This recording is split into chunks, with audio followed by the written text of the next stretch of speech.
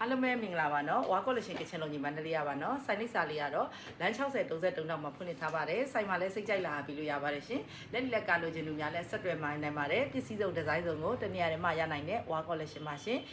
ခြိသားတွေပဲမေးနေကြတဲ့လူတွေအတွက်ဒါတွေကတော့နှစ်တရာအတိုင်ဖောက်ခြိ share ပါရှင်ပစ္စည်း quality ကတော့ share နော်တအားကိုလာတယ် color set လေးနဲ့ရအောင်ပဲရမယ်ကြာရင်တော့အပြေးယူထားပါ